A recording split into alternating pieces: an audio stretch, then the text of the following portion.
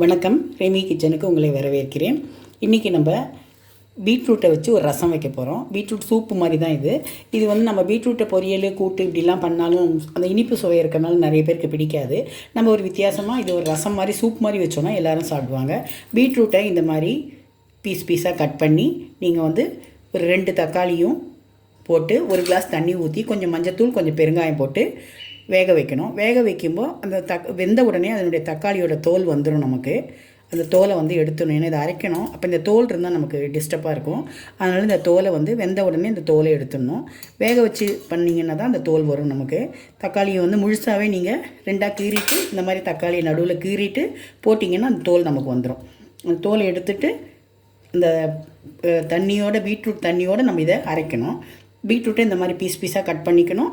2 தக்காளியை போட்டுட்டு மஞ்சத்தூள் பெருங்காயம் ஒரு கிளாஸ் தண்ணி ஊற்றி வேக வைக்கணும். வேக வச்சோடனே தக்காளியில் இருக்க தோலெல்லாம் நமக்கு வந்துடும்.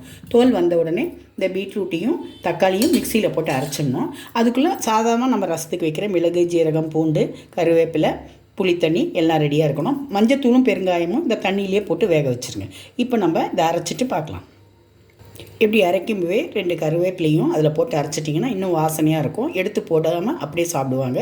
கருவேப்பிலையும் போட்டு அரைச்சி இதை எப்படி மிளகு ஜீரகத்தை இப்படி அரைச்சி வச்சுட்டோம் கருவேப்பிலை போட்டு. இப்போ நம்ம தக்காளியும் பீட்ரூட்டையும் மிக்சியில் போட்டு அரைக்க போகிறோம். பெருங்காயம் மஞ்சத்தூள் ஏற்கனவே போட்டுட்டோம். உப்பு அப்புறமா போட்டுக்கலாம். இதை இப்போ மிக்சியில் அரைச்சிடுவோம். இப்போ நான் கடாய் வச்சுருக்கேன். கடாயில் கொஞ்சமாக எண்ணெய் விட்டுப்போம். எண்ணெய் காஞ்சோடனே கடுகு வெந்தயம் போட்டு வறுக்கலாம். வெடிக்கட்டும். அது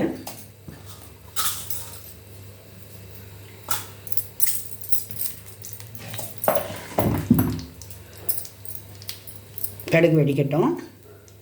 இப்போ கடுகு வெடிச்சிருச்சு.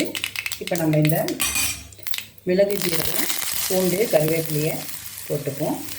பச்சை வாசனை போகணும். கொஞ்சம் லைட்டாக ஃப்ரை பண்ணிப்போம். லைட்டாக ஃப்ரை பண்ணால் போதும். ஏன்னா இப்போ திரும்ப புளி தண்ணியில் வேக போகுது. பச்சை வாசனை போகணும் இல்லையா, அதுக்காக லைட்டாக ஃப்ரை பண்ணிப்போம். ஃப்ரை பண்ணிவிட்டு நம்ம இந்த அரைச்சி வச்சுருக்கோம் இல்லையா பீட்ரூட் விழுது, இந்த பீட்ரூட் விழுது அதை போட்டுப்போம்.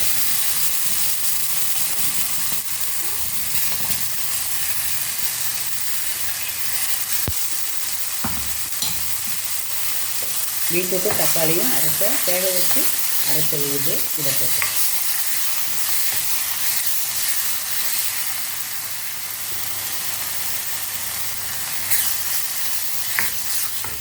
அந்த பீட்ரூட்டில் வெந்த தண்ணி இருக்கு இல்லையா, அந்த தண்ணியும் இதை கொட்டிடுவோம்.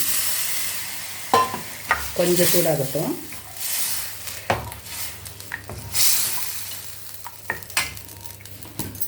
புளி தண்ணி ஊற்றுமோ நமக்கு இந்த பாத்திரம் பத்தாது, கடாய் பத்தாது. அதனால் பாத்திரத்துக்கு மாற்றிப்போம்.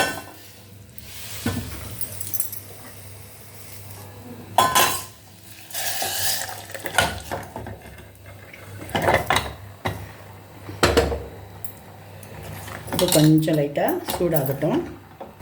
வெந்த பீட்ரூட் தான் அதனால் கொதிக்க வேண்டாம். கொஞ்சம் வேண்டிய அளவு ரசத்துக்கு இருக்க புளி தண்ணியை ஊற்றிடுவோம். பெருங்காயம்லாம் வேகும்பே போட்டிருக்கோம் பீட்ரூட்டில், அதனால் பெருங்காயம் போட வேண்டாம். உப்பு மட்டும் போடணும். அரைக்கும்போது கொஞ்சம் கருவேப்பிலை போட்டோம். இப்போ மேலேயும் கொஞ்சம் கருவேப்பிலை போடலாம்.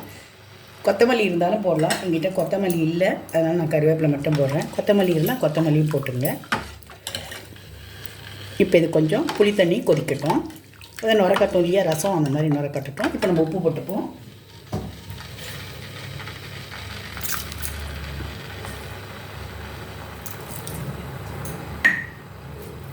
இப்போ இது நல்லா கொதிக்கட்டும். இந்த மாதிரி நுரக்கட்டி வரும்போது நம்ம ஸ்டவ் ஆஃப் பண்ணிடலாம். புளித்தண்ணி மட்டும்தான் கொதிக்கணும் இல்லையா, அதில் நுரக்கட்டி வரும்போது ஆஃப் பண்ணிடலாம். டேஸ்டியான இந்த மாதிரி பீட்ரூட் ரசம் ரெடி ஆகிடுச்சு. சுட சுட சாதத்துக்கு போட்டு ஏதாவது ஒரு ஃப்ரை பண்ணி வச்சுட்டு அப்பளமோ உருளைக்கிழங்கோ வாழைக்காய் ஏதாவது வறுத்து வச்சு இந்த மாதிரி பீட்ரூட் ரசம் சாப்பிட்டிங்கன்னா ரொம்ப ஹெல்த்தி, ரொம்ப டேஸ்டி. எல்லாருமே ட்ரை பண்ணி பாருங்கள். பீட்ரூட்டும் தக்காளியும் வேக வைக்கிற வேலை மட்டும்தான் இதில். அதுலேயே மஞ்சத்தூள் பெருங்காயம் போட்டு வேக வச்சுருங்க, மறந்துடாதீங்க. ஈஸியான பீட்ரூட் தக்காளி ரசம் ரெடி ஆகிடுச்சு. இதை நீங்கள் ட்ரை பண்ணி பாருங்கள். ரெமி கிச்சன் எல்லோரும் சப்ஸ்கிரைப் பண்ணுங்கள், லைக் பண்ணுங்கள், ஷேர் பண்ணுங்கள். தேங்க்யூ.